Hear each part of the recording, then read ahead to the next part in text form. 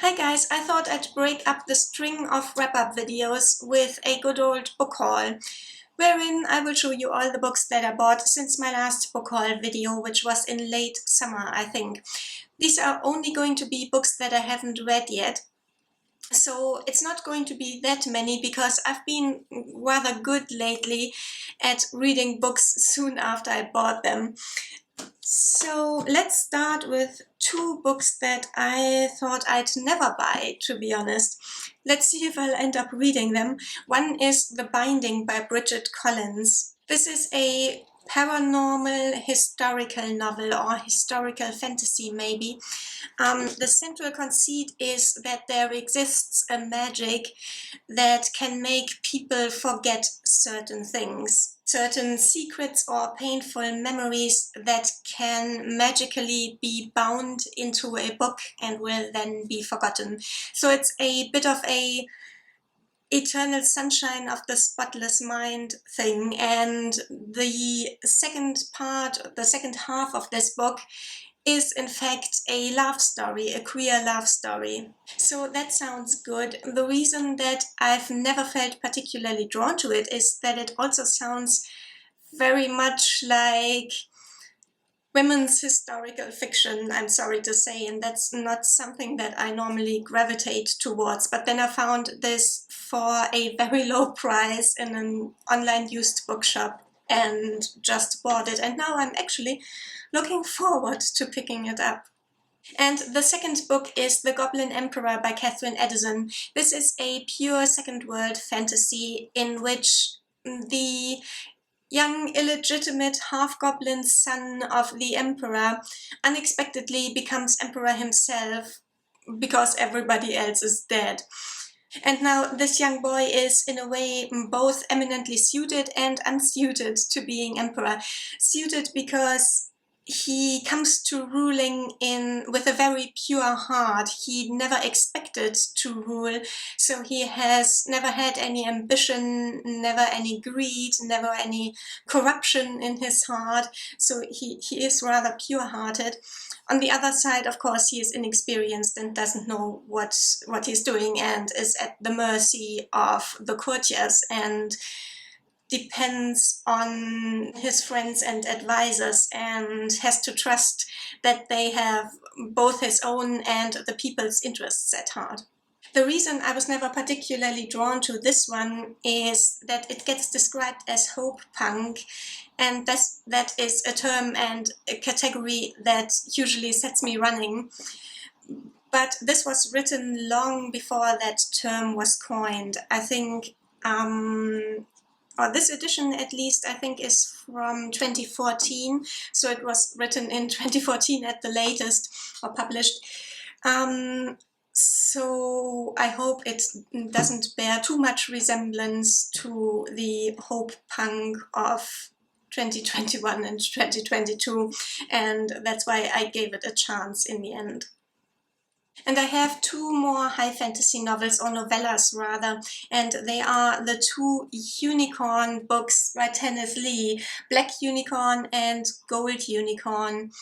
And if I read these, they will be the only unicorn books that I've ever read, apart from, of course, The Last Unicorn by Peter S. Beagle. At least I can't remember any other unicorn books. They might be cheesy. The covers aren't necessarily anything to go by because these are, as you can see, 1990s covers, and those are always cheesy, and the books aren't necessarily the same.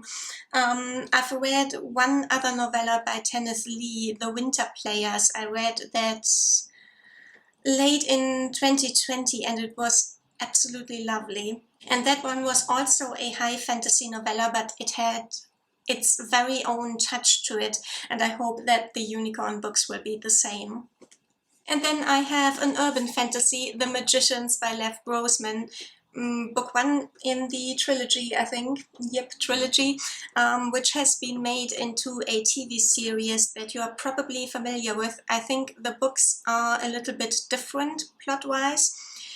This is basically a portal fantasy / magical boarding school fantasy, but the boarding school narrative takes a dark and interesting turn once the protagonist, Quentin, who's also of college age, once he actually gets to the boarding school, or academy rather, and he doesn't become a second Harry Potter. I've already started reading this. As you can see, I'm about 60 pages in, and so far it's been slow going. I think it's because in the beginning it's still pretty formulaic, but I expect it to pick up pace and become more interesting soon. Also kind of a fantasy novel is Pieces, Helen Oyeyemi's newest novel, which was published in summer 2021 sometime. This is the story of two young men who go on a train journey for their sort of honeymoon, and it's a very weird train journey on a weird train for which they got tickets from their aunt. I'm already more than a third through this one, and I'm not liking it. It's like a fake deep art school student who is always in your face and shouts at you to look how special they are. I'm actually hating it so far, to be honest. I think I'm going to skim read the rest of it only. And then I've got two crime novels, or maybe three rather, actually. First, I was lucky enough to find this Penguin edition of The Hound of the Baskervilles in a little free library, and it's got this rather cute hound here on the cover. This is one of the few Sherlock Holmes mysteries that I've actually read, so I probably won't be reading this for a long time, but I just love this edition and I love having it. And then I got Harlem Shuffle, the newest Colson Whitehead. And this is a historical mystery / heist story / adventure story set in Harlem in the 1960s. And it's Colson Whitehead, and it's supposed to be super atmospheric and to bring the time and the place to life. And I don't know why I haven't yet read it, to be honest. And then I got the rather weird and wonderfully twisted sounding Hawksmoor by Peter Ackroyd. And for this I'll just read you the blurb on the back cover. There is no light without darkness and no substance without shadow, so proclaims Nicholas Dyer, assistant to Sir Christopher Wren and the man with a commission to build 7 London churches to stand as beacons of the Enlightenment. But Dyer plans to conceal a dark secret at the heart of each church, to create a forbidding architecture that will survive for eternity. 250 years later, in the now times, London detective Nicholas Hawksmoor is investigating a series of gruesome murders on the sites of certain 18th century churches, crimes that make no sense to the modern mind. That sounds fantastic and absolutely chilling in combination with this very atmospheric cover, I think. And I just realized I have yet another crime novel that I forgot to count earlier.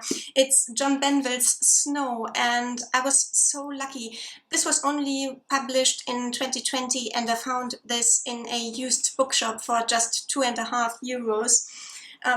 This is set in Ireland, where in a small town the parish priest is murdered, and the detective inspector who is sent from Dublin faces obstruction and opposition to his work at all angles in the small town or village. Sounds fantastic. I love me a dark murder mystery set in Ireland, and I expect this to have a rather serious issue at its heart.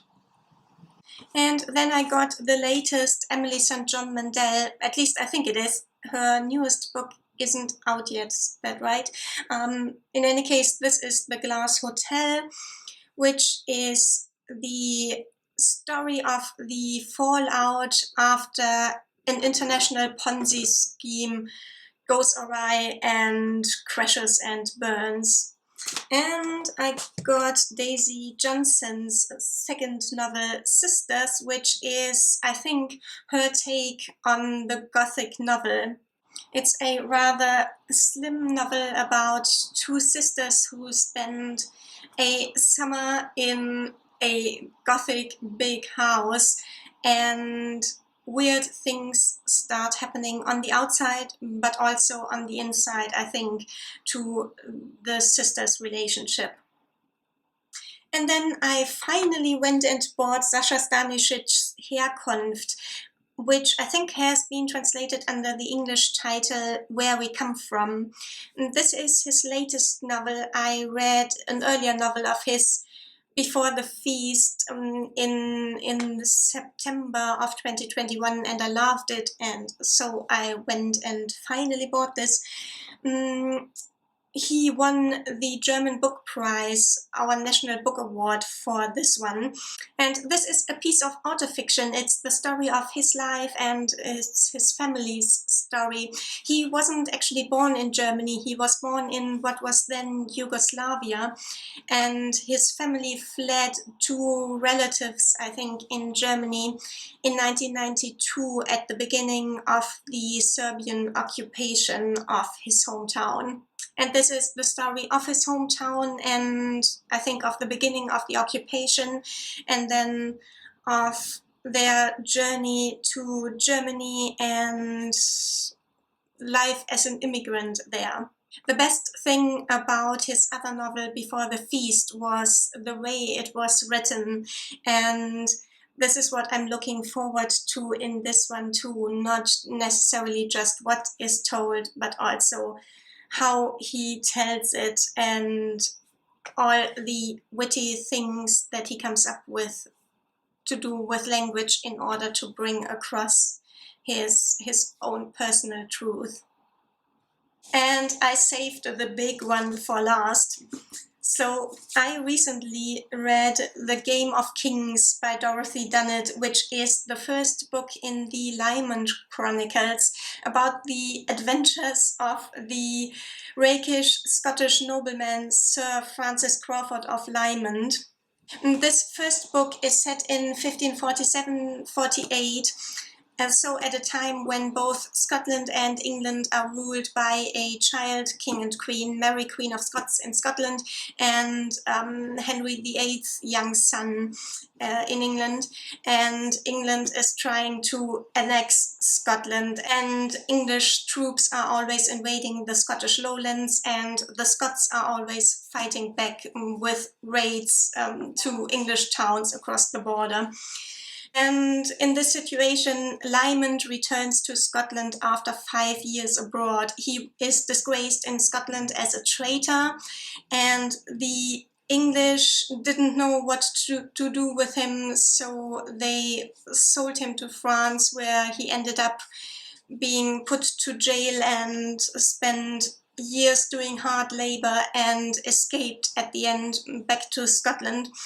And he is now trying to clear his name in a very elaborate scheme, the extent of which will only become apparent at the end of this book. It is huge fun. It's high comedy throughout, but also rather highbrow for a historical novel, but I ended up loving it, and I bought the whole series before I had even finished this book. So book 2 is The Queen's Play, which is mostly set in France at the French court, where Mary Queen of Scots has been taken to be brought up in relative security there at the French court. And unfortunately, I couldn't get the rest of the series in this same elegant edition, but had to get this one, which I hate because it makes it look like a cheap supermarket historical novel. And I don't know if it's deliberate, but I think so. It's reminiscent of Outlander, isn't it? Anyhow, this is The Disorderly Knights. Book 3 in the series, book 4, Pawn in Frankincense, and book 5, The Ringed Castle. And these 3 take place in the Eastern Mediterranean and in Russia. And the sixth and last book in the series, Checkmate, then takes us back to Scotland, where it all began. I'm super excited to dig into these books. I only finished The Game of Kings yesterday as I'm filming this, and I'm in two minds of whether I should directly continue with Queen's Play Book 2 in the series, or whether that would in fact be overkill and kill my interest in and my passion for the series. I'm not quite sure. I'm still debating with myself. Anyhow, these are all the physical books that I've bought and not yet read since my last book haul back in summer. If you've read any of them, or if you're interested in any of them, or if you have heard something about any of them, do tell me so in the comments, and I'll see you again with my December wrap-up. Bye guys!